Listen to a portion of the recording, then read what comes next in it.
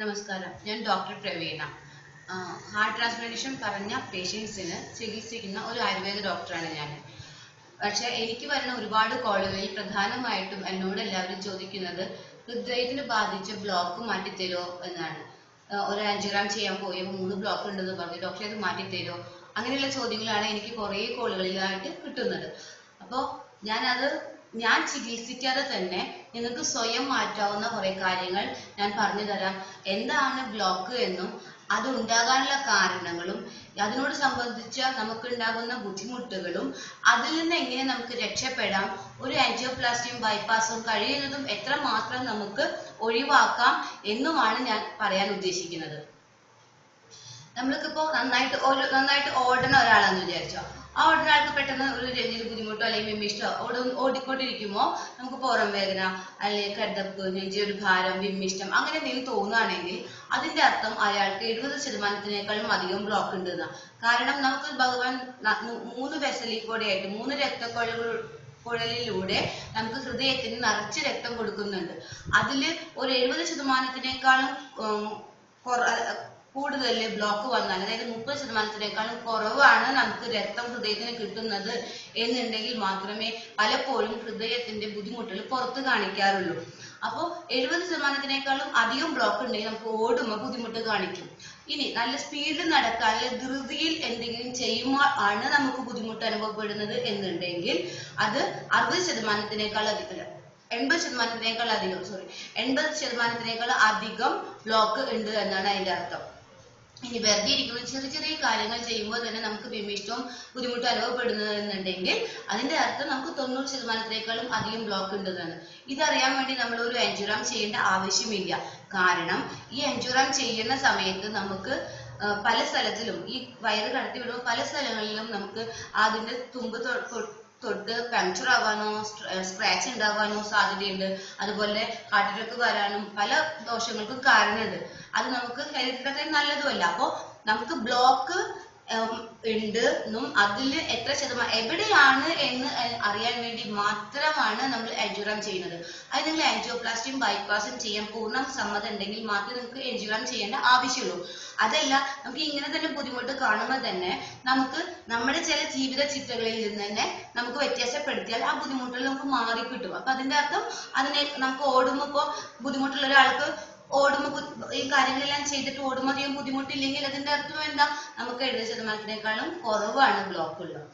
അപ്പൊ പിന്നെ അത് പേടിക്കേണ്ട, അങ്ങനത്തെ ഒരു അവസ്ഥയിൽ നമുക്ക് എത്തിച്ചേരാൻ പറ്റും. ഇനി നമുക്ക് ഈ ബ്ലോക്ക് ഉള്ളതുകൊണ്ടൊക്കെ ഉണ്ടാവുന്ന ബുദ്ധിമുട്ടുകൾ എന്താണെന്നാണ്.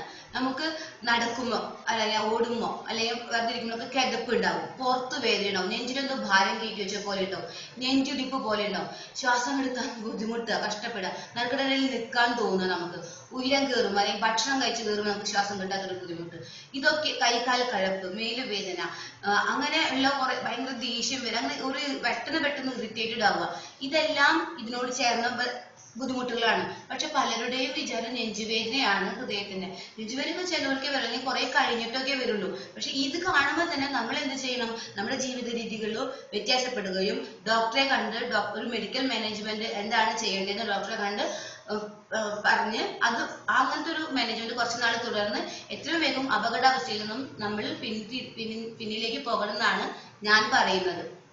ഇനി അതിനുള്ള കാരണങ്ങൾ, നമ്മൾ എന്തൊക്കെ ചെയ്യുമ്പോഴാണ് ഇതെല്ലാം ഇങ്ങനെയുള്ള ഒരു പ്രശ്നങ്ങൾ വരുന്നത്. സാധാരണ എല്ലാവർക്കും 10-20 വയസ്സ് കഴിഞ്ഞിട്ടുണ്ടെങ്കിൽ വളർച്ച കുറഞ്ഞു.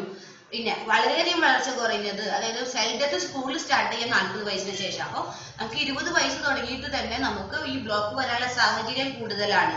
അപ്പോൾ നമ്മൾ നന്നായിട്ട് നടക്കും, ഇതൊക്കെ ചെയ്യും ചെറുപ്പത്തിലൊക്കെ. പക്ഷെ 40 വയസ്സൊക്കെ നമുക്ക് പലരും ഒരു വീട്ടിൽ കുറച്ച് കുറയും എല്ലാ കാര്യങ്ങളും. അപ്പൊ എന്തായാലും സെൽ ഡെത്ത് കൂടുതലുമാണ്.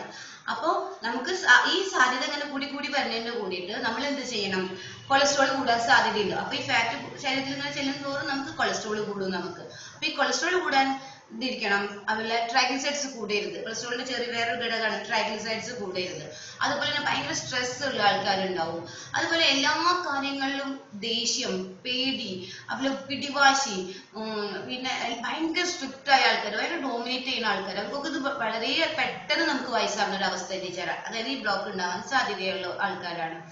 അതുപോലെ നമ്മുടെ ഭക്ഷണത്തിൽ തീരെ വെജിറ്റബിൾസും ഫ്രൂട്ട്സും ഒന്നും ഇല്ല, വൈറ്റമിൻസും മിനറൽസും ഒന്നും ഇല്ല സാധനങ്ങളെല്ലാം നമ്മൾ കഴിക്കുന്നത്, ഫൈബേഴ്സ് ഉള്ള സാധനങ്ങളല്ല കഴിക്കുന്നത്. ഇതെല്ലാം നമുക്ക് അതുപോലെ തന്നെ ഹൈ ഷുഗർ ഉള്ള ഷുഗർ ഇപ്പോൾ ബോർഡർ ലൈൻ ആണ് മെയിൻറ്റെയിൻ ചെയ്ത് കൊണ്ടുപോകാൻ വലിയ കുഴപ്പമൊന്നുമില്ല. പക്ഷെ നമ്മളെല്ലാവരും PPBS മെയിൻറ്റെയിൻ ചെയ്യാൻ നോക്കാറേ ഇല്ല. അത് എപ്പോഴും അത് മെയിൻറ്റെയിൻ ചെയ്യാൻ നോക്കണം നമ്മൾ. അതുപോലെ പ്രധാനമായിട്ടും സ്മോക്കിംഗ് ഉള്ള ആൾക്കാർക്ക് ഇത് 10-60 വയസ്സാകുമ്പോൾ തന്നെ നമുക്ക് ബുദ്ധിമുട്ടുകൾ വരാൻ സാധ്യതയുണ്ട്. ബ്ലോക്ക് ഒക്കെ 10-20-40 വയസ്സിലുള്ള തുടങ്ങുന്നുണ്ടാവും. പക്ഷെ പുറത്ത് വരെ ആ സമയത്താണ്. അപ്പൊ ആ പുറത്ത് വരാതിരിക്കാനുള്ള കാര്യങ്ങളാണ് നമ്മൾ പറയാൻ പോകുന്നത്. ഈ ബുദ്ധിമുട്ടുകൾ നമ്മൾ അറിഞ്ഞു, എന്താ കാരണങ്ങൾ എന്ന് അറിഞ്ഞു. അപ്പൊ ഈ കാരണങ്ങളൊക്കെ ഒഴിവാക്കിയാൽ മതി. അപ്പൊ ആദ്യം തന്നെ ഇതിൽ നിന്ന് നമ്മൾ രക്ഷപ്പെടാൻ എന്ത് ചെയ്യണം എന്നുള്ളതാണ്. ആദ്യം തന്നെ സ്മോക്കിംഗ് ചെയ്യുന്ന ആൾക്കാർ സ്മോക്കിംഗ് നിർത്തുക. അതായത് തന്നെ നമ്മൾ ഒരു 50% നമ്മൾ ആ കടമ കടന്നു. അത് ഷുഗർ ഉള്ള ആൾക്കാരാണെന്നുണ്ടെങ്കിൽ ഭക്ഷണം കഴിഞ്ഞിട്ടും ഷുഗർ കൺട്രോൾ ആവുന്നില്ല എന്നുണ്ടെങ്കിൽ ആയുർവേദ വിധി പ്രകാരം ഞാൻ പറയും, ഷുഗർ ഉള്ള ആൾക്കാർക്ക് മഞ്ഞപ്പൊടി 100 ml എടുത്തിട്ട് 2 ടീസ്പൂൺ മഞ്ഞപ്പൊടി ഇട്ടിട്ട്, നെല്ലിക്കെണ്ണയിൽ 100 ml എടുത്തിട്ട് 2 ടീസ്പൂൺ മഞ്ഞപ്പൊടി ഇട്ടിട്ട് രാവിലെ വൈകുന്നേരം ഭക്ഷണത്തിന് ശേഷം കഴിക്കാൻ ഞാൻ പറയാറുണ്ട്. അത് ഷുഗർ കുറയ്ക്കാൻ വേണ്ടിയിട്ടല്ല, ഷുഗർ കൂടിയിട്ട് സെൽ ഡെത്ത് കൂടാതിരിക്കാൻ വേണ്ടിയിട്ടാണ്. അതുപോലെ തന്നെ ആഴ്ചയിൽ ഒരു ദിവസം അല്ലെങ്കിൽ 10-15 ദിവസം കൂടുമ്പോഴെങ്കിലും അവിപത്തികര ചൂർണം 3 ടീസ്പൂൺ എടുത്തിട്ട് കരിക്കും വെള്ളത്തിൽ, ഷുഗർ ഇല്ലാത്ത ആൾക്കാരാണെങ്കിൽ കരിക്കും വെള്ളത്തിൽ അല്ലെങ്കിൽ ചൂടുള്ള വെള്ളത്തിൽ കലക്കിയിട്ട് രാത്രി കുടിച്ച് കിടന്നുണ്ടെങ്കിൽ ഒരു ശോധന ഉണ്ടാവും. വയറിനിടയ്ക്ക് ശോധന ചെയ്യുന്നത് നല്ലതാണ്. പിന്നെ ദഹനക്കേടും അങ്ങനെയൊക്കെ ബുദ്ധിമുട്ടുള്ള ആൾക്കാർ അഷ്ടചൂർണം പൊടി മേടിച്ചിട്ട് വീട്ടിലുണ്ടാവും, അല്ലെങ്കിൽ ആ വൈദ്യന്മാരുടെ അടുത്ത് നല്ല ഉണ്ടാക്കി തരും. അത് മേടിച്ചിട്ട് ഭക്ഷണത്തിന് മുന്നിൽ, സാധാരണ ഭക്ഷണത്തിന്റെ ഇടയിൽ കഴിക്കുന്നത്, പക്ഷെ ഇങ്ങനെയുള്ള ആൾക്കാർ ഭക്ഷണത്തിന് 10 മിനിറ്റ് മുന്നേ കഴിച്ചിട്ട് ചെയ്യുകയാണെങ്കിൽ നമ്മുടെ ശരീരത്തിൽ പ്രോപ്പർ ഡൈജഷൻ ഉണ്ടാവും. അപ്പൊ ഇത് കൊളസ്ട്രോൾ അടിഞ്ഞു കൂടാനുള്ള സാഹചര്യം കുറവായിരിക്കും.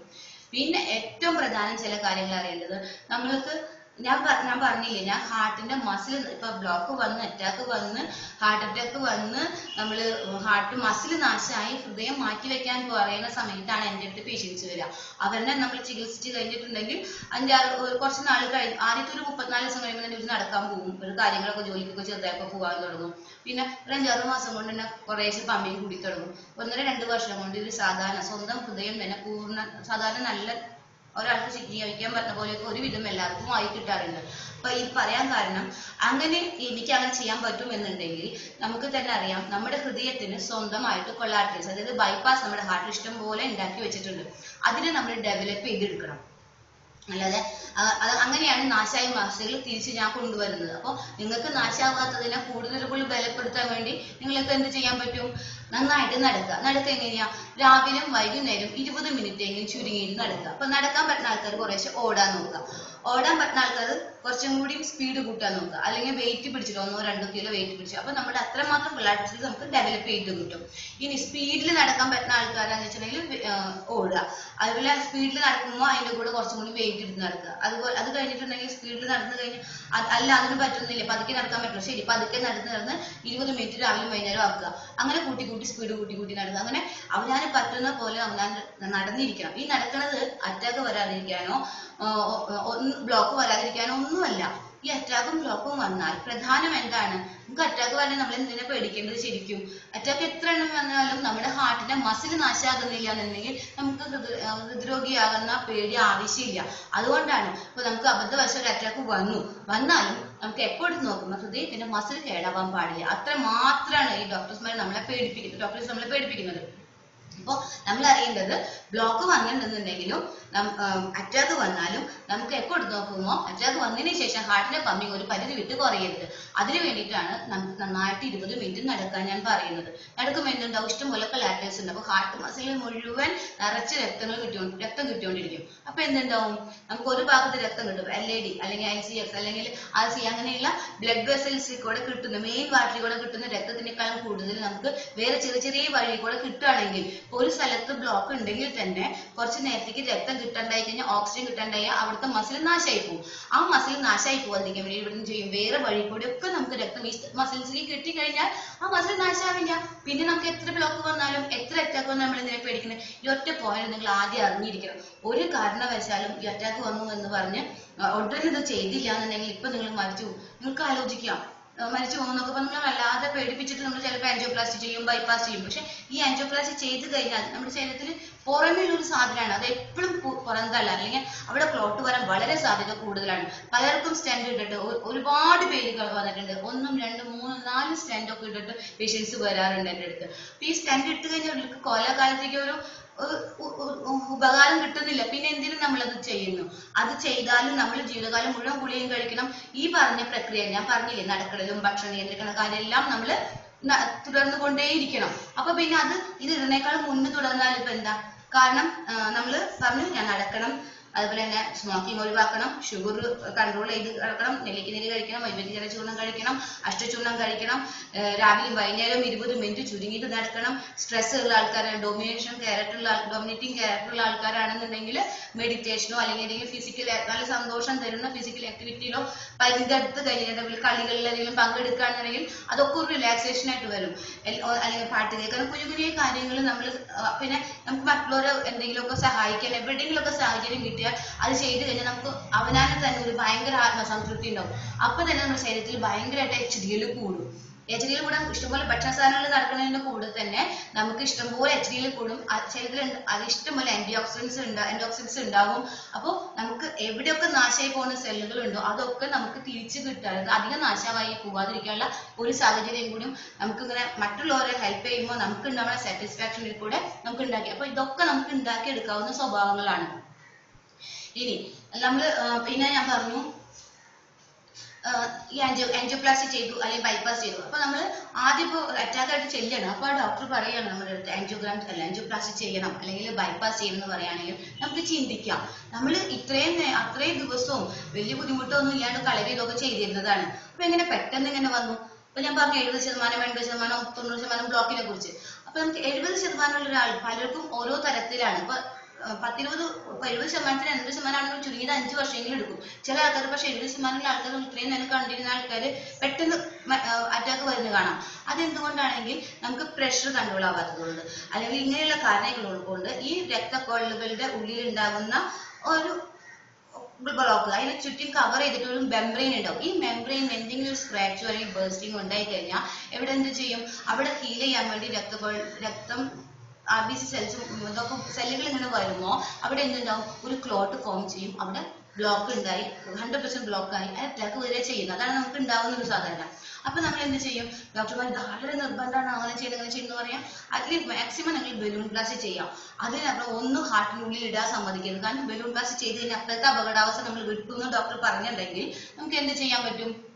നമുക്ക് മെഡിക്കൽ മാനേജ്മെന്റും ഇതേപോലെ ഭക്ഷണ നിയന്ത്രണവും കഴിച്ച് കുറച്ച് നാൾ ജീവിക്കുകയാണെങ്കിൽ ജീവിതകാലം മുഴുവൻ ഈ മരുന്നും കഴിച്ച് വിഷമിച്ചിരിക്കേണ്ട ആവശ്യം വരുന്നില്ല. കാരണം ഈ സ്റ്റെൻഡ് ഇട്ട് കഴിഞ്ഞിട്ടുണ്ടെങ്കിൽ നമ്മൾ 40 വയസ്സിൽ തന്നെ ഒരു 70 വയസ്സുള്ള ആളുടെ ജീവിതം നീക്കേണ്ടി വരും. അതുകൊണ്ട് ഇതൊരു വാർണിംഗ് ആയിട്ട് എടുക്കണം. നിങ്ങൾ എങ്ങനെയെങ്കിലും നമുക്ക് ഈ രോഗത്തിനെ കുറിച്ച് നമ്മൾ വ്യക്തമായിട്ട് അറിയണം. ഈ ബ്ലോക്ക് എന്നുള്ളത് പേടിക്കേണ്ട ഒന്നുമല്ല, നമ്മൾ സാധാരണ വയസ്സാവുന്ന ഒരു അവസ്ഥയാണ്. അതിൽ കൂടെ നമ്മൾ കഴിക്കുന്ന ഭക്ഷണങ്ങളും നമ്മുടെ ജീവിത രീതികളും അതിനെ ആഡപ്പ് ചെയ്യുന്നു മാത്രമേ ഉള്ളൂ. അപ്പൊ അതൊക്കെ ഒന്ന് നമ്മൾ റിവേഴ്സ് ആയി കഴിഞ്ഞിട്ടുണ്ടെങ്കിൽ നമ്മളിപ്പോ ബ്ലോക്ക് ഉള്ള ആൾക്കാരാണെന്നുണ്ടെങ്കിൽ 70% ആൾക്കാർ 60% ആക്കാൻ നോക്കണം. അപ്പൊ എന്തുണ്ടാവും? ഈ ഓരോരുത്തർക്കും ഓരോ തരത്തിലാണ് മെമ്പറൈൻ പൊട്ടുന്നത്. അപ്പൊ നമ്മൾ എന്ത് ചെയ്യണം? 70 അല്ലെങ്കിൽ നമുക്ക് ഓടുമ്പോ ഇത്രയും നാളും കുഴപ്പമില്ലാത്ത ഒരാൾക്ക് അപ്പൊ എന്ത് ചെയ്യണം? 70 കുറച്ച് ഓടുമ്പോൾ കുഴപ്പമുണ്ട് ഇപ്പൊ. അപ്പൊ എന്ത് ചെയ്യണം? ഇതുവരെ പൊട്ടിയിട്ടില്ല, ബുദ്ധിമുട്ടൊന്നും ഉണ്ടായിട്ടില്ല. അപ്പൊ 70 കുറച്ച് കുറയ്ക്കാൻ നോക്കിയാൽ മതിയല്ലോ. അപ്പോൾ നടക്കുമ്പോൾ നടക്കുമ്പോൾ ബുദ്ധിമുട്ടുണ്ടെങ്കിൽ 80% ബ്ലോക്ക് ഉണ്ട്. അപ്പൊ നമ്മൾ ചെയ്യണം? അതിങ്ങനെ കുറയ്ക്കാൻ നോക്കുന്നുണ്ട്. അതുപോലെ കുറച്ച് കഴിഞ്ഞിട്ടുണ്ടെങ്കിൽ എന്തുണ്ടാവും? 70-60% ആയി കഴിഞ്ഞാൽ നമുക്ക് ഇനി അവിടെ ആ സ്ക്രാച്ച് ആവാൻ സാധ്യതയില്ല. അപ്പൊ അതുകൊണ്ട് എപ്പോഴും നിങ്ങൾ അറിയണം ഈ കാര്യങ്ങളെല്ലാം. ഭക്ഷണത്തിൽ നന്നായിട്ട് ആന്റിഓക്സിഡൻസ് ഉള്ള സാധനങ്ങൾ കൂട്ടുക, ഫൈബേഴ്സ് ഉള്ള സാധനങ്ങൾ. ഇപ്പൊ നമ്മൾ പറയാന്ന് വെച്ചാൽ ഇഷ്ടംപോലെ ഫ്രൂട്ട്സ് കഴിക്കുക, ഇഷ്ടംപോലെ വെജിറ്റബിൾസ് കഴിക്കുക. ഒരു 5 ഗ്ലാസ് കൈതച്ചക്ക ജ്യൂസോ അല്ലെങ്കിൽ കൈതച്ചക്ക ജ്യൂസ്, പൈനാപ്പിളിന്റെ ജ്യൂസ്, ആപ്പിളിന്റെ ജ്യൂസ്, വാട്ടർമെലൺ ജ്യൂസ്, ഇതെല്ലാം ഭയങ്കര നല്ല. കിവി, അതുപോലെ ഓറഞ്ച്, ലെമൺ, ജിഞ്ചർ, ഗാർലിക്, ഇതെല്ലാം ഭക്ഷണത്തിൽ കൂട്ടാൻ നോക്കുക.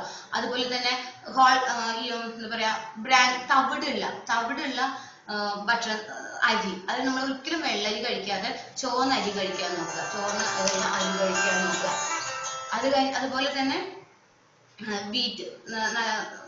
വീറ്റ് കഴിക്കാൻ നോക്കണം. അതൊക്കെ ബ്രാൻഡ് ഉള്ളതായിരിക്കണം. അല്ലാതെ നമ്മൾ ഈ ബ്ലോക്ക് എന്ന് പറഞ്ഞിട്ട് ആൾക്കാർ ഇങ്ങനെ പേടിച്ച് നടക്കേണ്ട ഒരു ആവശ്യമില്ല. നമ്മളാൽ മറ്റുള്ളവർ ഒരുപാട് പൈസ ഉണ്ടാക്കുന്നതിൽ കാര്യമില്ലല്ലോ. നമ്മളാൽ നമ്മുടെ കുടുംബത്തിനും അല്ലെങ്കിൽ ചുറ്റുപാടുള്ള ആൾക്കാർക്കും നന്നാക്കാൻ നോക്കാമല്ലോ നമുക്ക് ആരോഗ്യം ഉണ്ടെങ്കിൽ. ഇത് കഴിയുന്ന അത്ര ആൾക്കാരിൽ എത്തിക്കാൻ നോക്കണം. ഈ ബ്ലോക്ക് എന്താണെന്നും അതിന്റെ കാരണങ്ങൾ എന്താണെന്നും ഡോക്ടർ പറഞ്ഞത് കഴിയുന്നതും ആൾക്കാരിൽ എത്തിക്കാൻ പറ്റിക്കഴിഞ്ഞാൽ എനിക്ക് ഒരു 10 പേരെങ്കിലും ഈ ആൻജിയോപ്ലാസ്റ്റിയും ബൈപ്പാസും ചെയ്യാനും രക്ഷപ്പെടുകയാണെന്നുണ്ടെങ്കിൽ വളരെ നല്ലത്. എല്ലാവർക്കും സമയം